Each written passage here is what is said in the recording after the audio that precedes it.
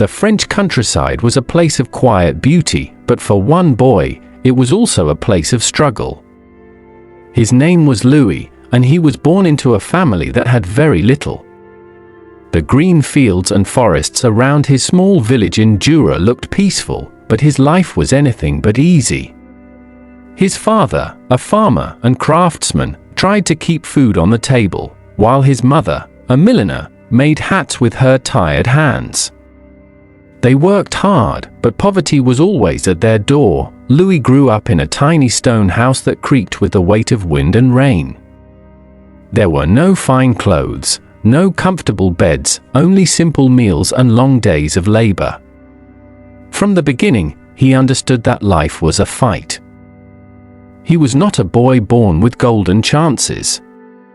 He was a boy born into hardship, into a world that asked much of him before he even knew what he could give. When Louis was 10 years old, tragedy struck. His mother, the one person who gave him warmth and comfort, passed away. It was as if the last light in his childhood had been taken. His father soon remarried, and the new stepmother treated Louis with coldness. The home that once held his laughter now held only silence and sharp words. Louis felt like a guest in his own house, unwanted and unwelcome. It was then that he made a decision that would change his life forever. At the age of 13, with no money in his pocket, no shoes to carry him far, and no plan beyond survival, he decided to leave. He would walk to Paris, a city more than 200 miles away. Paris was where people built their dreams. Paris was where a poor boy might become something more. The journey was not easy. Louis had no horse, no cart, not even proper boots. He walked with sore feet across dusty roads, through forests, and over hills. At night, he slept under the open sky, the stars his only companions. When hunger gnawed at him, he ate what he could find, wild berries, scraps from kind strangers, or nothing at all. His clothes grew ragged, and his body grew thin, but his spirit refused to break. Every step forward was one step closer to the city that held his future. Along the way, he met farmers, woodcutters, and travelers. Some gave him a meal or a place to rest, others turned him away. Yet with each passing day, the boy who had once been helpless grew stronger. His eyes learned to see opportunity where others saw nothing. His hands learned to shape wood, to fix, to build, to create. He carried these small lessons like treasures, knowing one day they might matter. Finally, after weeks of walking, Louis reached Paris. The city towered above him with its grand buildings, its crowded streets, its noise and chaos. For a boy who had known only the quiet fields of Jura, it was overwhelming. The smell of fresh bread mixed with the smoke of chimneys.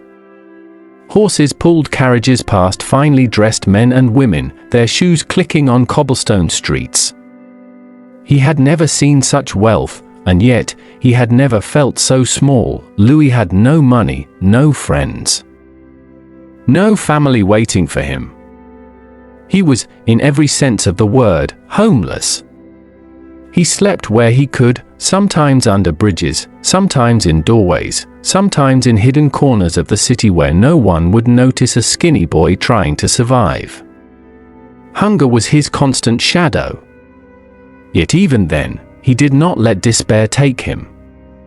Inside him burned a quiet belief: if he kept moving, kept working, kept learning, he could make something of himself.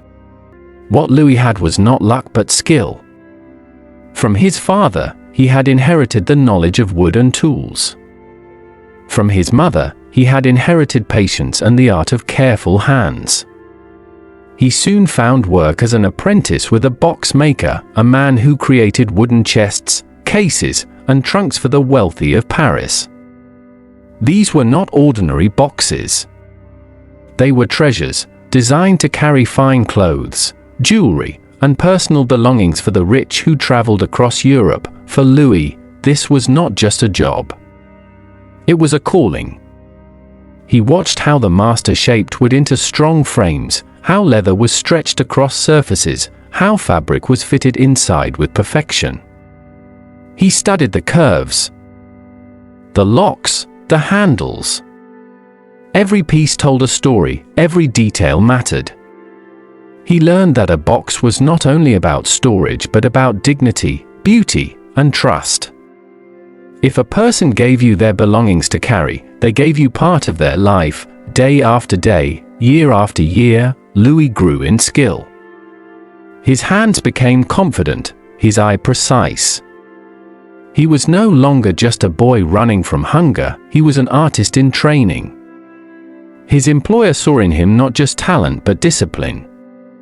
Many boys worked for a time and left, but Louis stayed, always curious, always willing to do more. He was the first to arrive and the last to leave, sweeping floors, carrying tools, and watching closely. Paris in those years was changing. The Industrial Revolution was reshaping the city. Railroads were being built, and travel was becoming easier. People wanted to see the world, and with that came a new demand: luggage that was lighter, stronger, and more practical. The old round-top trunks, designed to keep water off in carriage rides, were no longer useful for trains and ships. They could not be stacked, and they wasted space. Something new was needed. Louis saw this before others did. He began to imagine a trunk that was flat on top, one that could be stacked neatly during travel. He dreamed of waterproof canvas that could resist rain and dirt better than leather. He thought of locks that could protect valuables, of designs that were elegant yet useful. While others were still making trunks as they always had, Louis was thinking of what trunks could become, but vision alone was not enough. Louis was still poor, still only an apprentice. To turn ideas into reality, he needed courage, he needed connections, and he needed a chance. That chance came in the form of one woman, Eugénie de Montijo, the wife of Napoleon III, the Empress of France. She was known for her elegance and wealth, and she trusted Louis to pack her dresses and gowns for travel. For a boy who had once walked barefoot from Jura, this was more than an honor.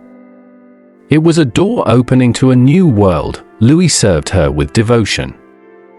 He handled her garments with care, learning how fine silk needed to be folded, how jewels must be protected, how luxury demanded respect. The Empress admired his precision and recommended him to others in the royal court.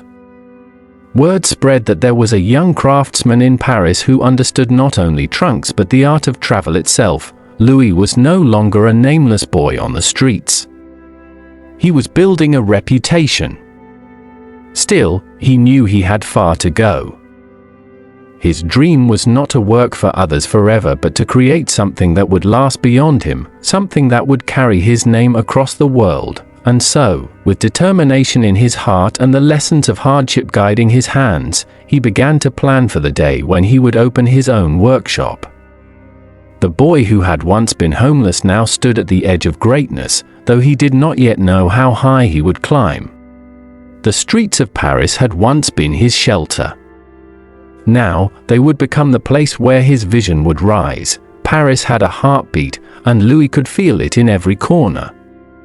The rumble of carriages, the smoke rising from trains, the endless chatter of crowds moving through narrow streets, all of it carried the rhythm of change.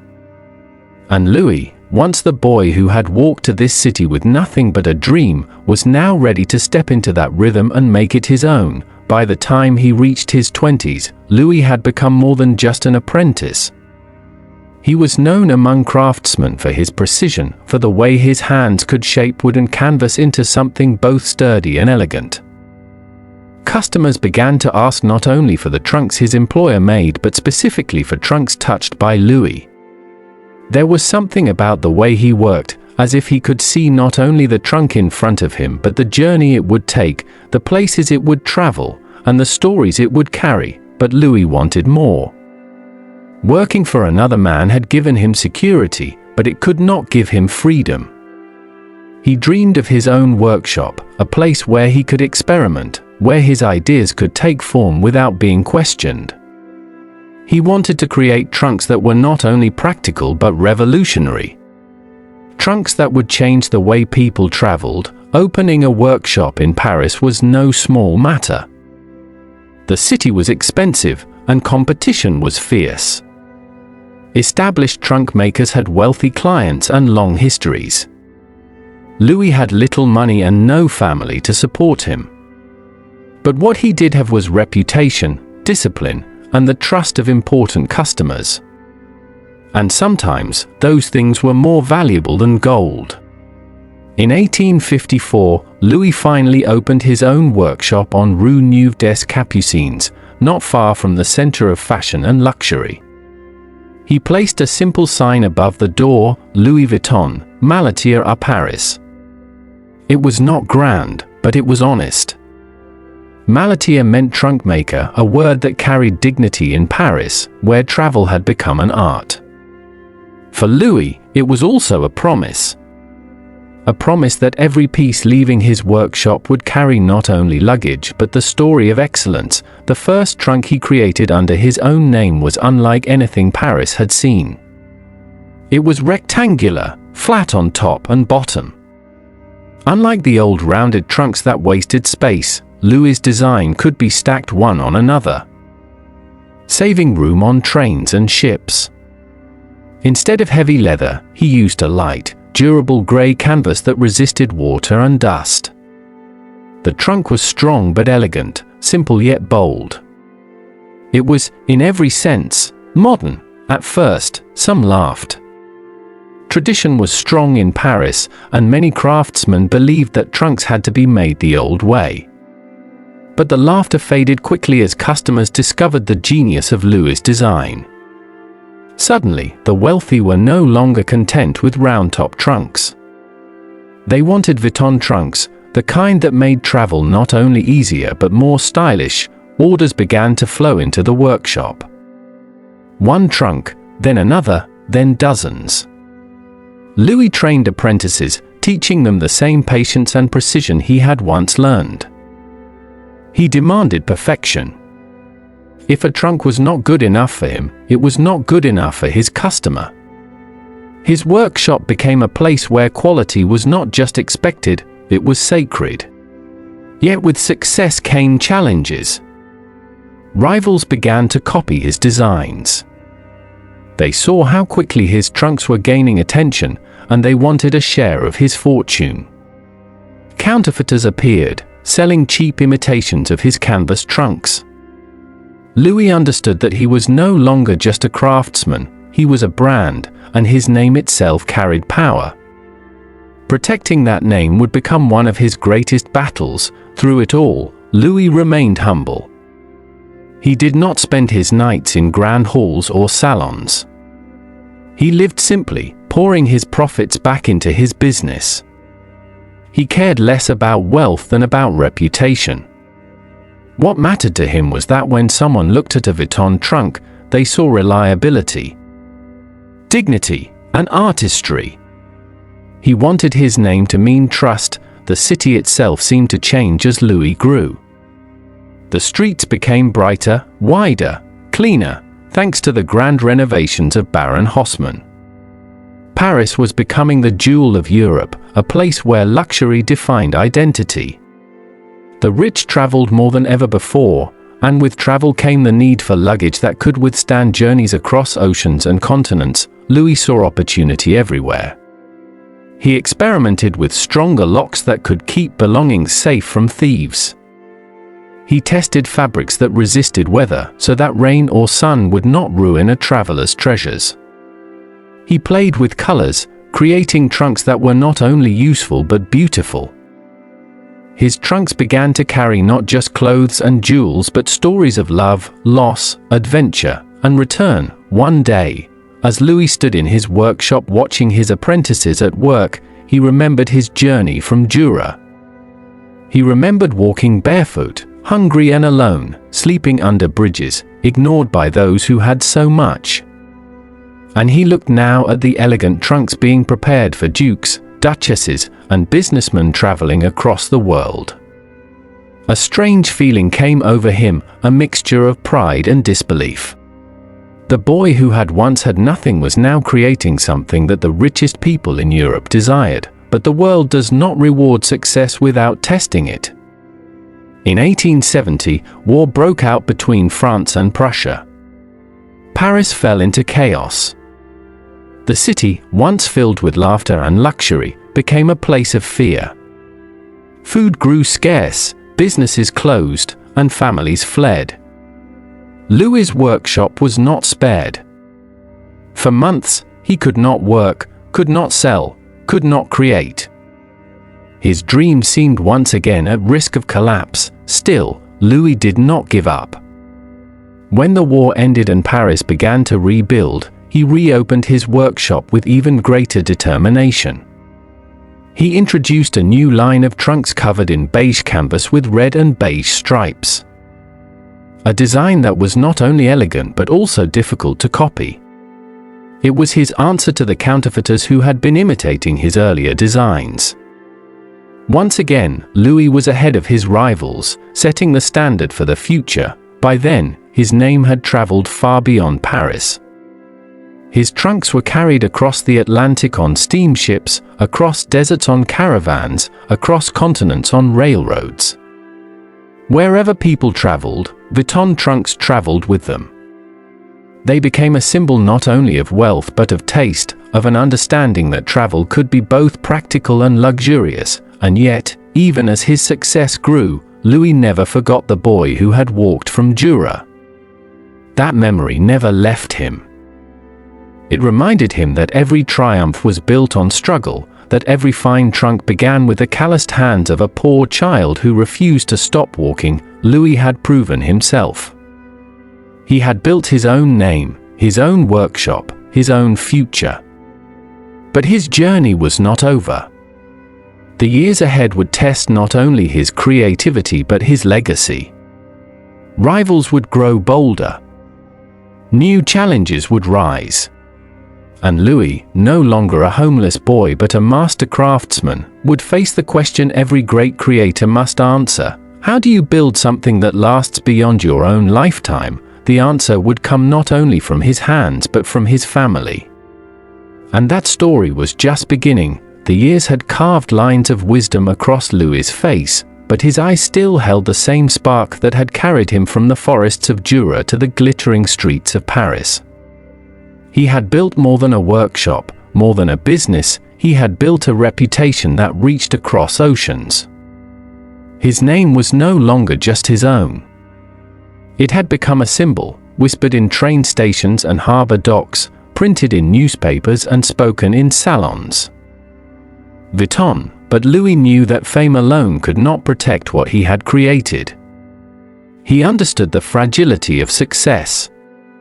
One war, one famine, one betrayal could sweep it all away. The city had taught him that.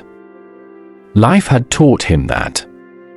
And so, in his later years, his thoughts turned more often to legacy. How could he ensure that the trunks bearing his name would continue to travel the world long after he was gone? The answer stood before him every day: his son, Georges Vuitton was different from his father in many ways. Where Louis was quiet and precise, Georges was bold, ambitious, and eager to explore.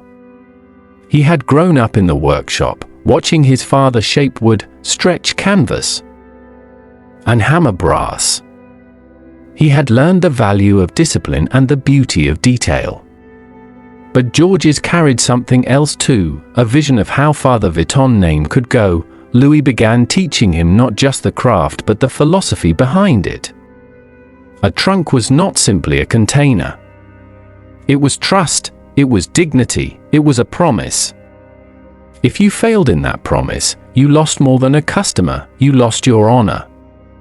Georges absorbed every word, but he also pushed for more. He dreamed of trunks that would not just carry belongings but would carry the very identity of the people who owned them. It was Georges who convinced his father to expand, to take risks, to see beyond the walls of their Paris workshop. He saw that the world was changing again. Steamships were crossing the Atlantic in days rather than weeks. Railroads were linking countries in ways no one had imagined. Travel was no longer only for the elite, it was for the growing middle class, for businessmen, for dreamers chasing new worlds. Each of them needed luggage, and each of them deserved something better than what they carried. Louis hesitated at first.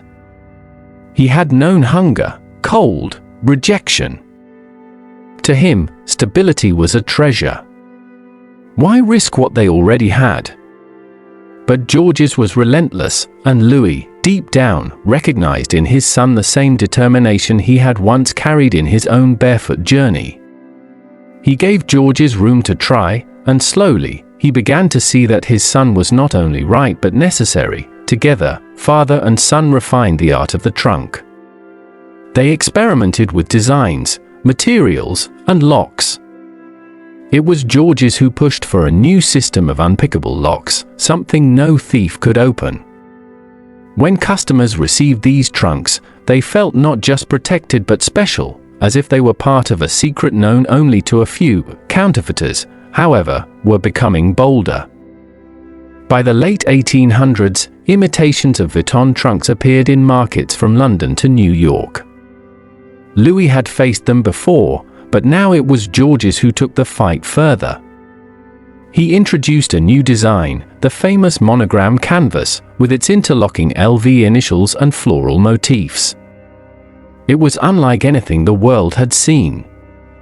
Elegant, instantly recognizable, and nearly impossible to copy perfectly. With one bold move, the Vuitton name had become not only functional but iconic. The monogram was more than decoration. It was a declaration.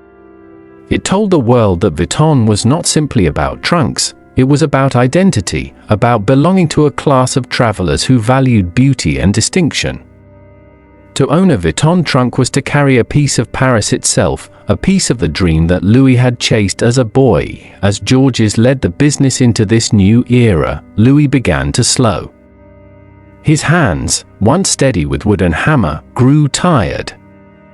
He spent more time watching than working, but in those quiet hours, he reflected on his life. He thought of Jura, of the small stone house, of his mother's gentle hands and the coldness of his stepmother. He thought of the endless road to Paris, of the nights spent hungry under bridges, of the laughter of strangers who never guessed that the boy before them would one day become a name they could not ignore. There was pride, yes. But there was also humility. He knew that fortune had played its role, that chance had opened doors, that kindness from strangers had kept him alive when he might have fallen. He never forgot that his journey began with nothing, and that truth kept him grounded until the end. In 1892, Louis Vuitton passed away at the age of 70. Paris mourned him quietly, but the world he had helped shape moved quickly forward. The workshop did not close. The trunks did not stop. His name did not fade. Georges took the reins, expanding into London, New York, and beyond.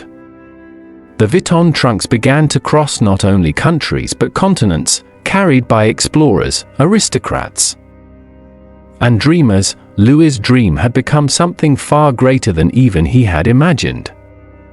He had wanted to create trunks that were useful and beautiful. What he left behind was a symbol of travel itself.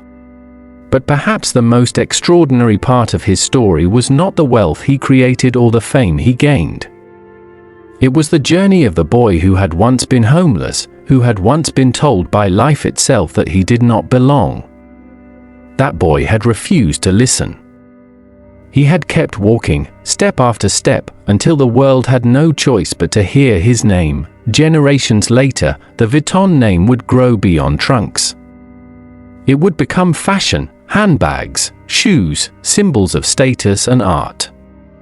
Yet at its core, every piece still carried the spirit of Louis, the boy who left Jura with nothing but determination, who turned hunger into skill, rejection into discipline, and hardship into beauty, and so. When we see the initials LV today, stamped on canvas, shining in store windows, or carried on the shoulders of travelers across the world, we are not just seeing a brand. We are seeing a story. A story of survival, of courage, of vision. A story that reminds us that greatness is not given, it is built, often by those who start with the least. Louis Vuitton's life was proof that the past does not decide the future. That even a homeless boy, armed with nothing but persistence and a dream, can create something eternal, and perhaps, somewhere beyond time, that boy still walks, barefoot, hungry, determined, toward a city that promises him nothing but gives him everything.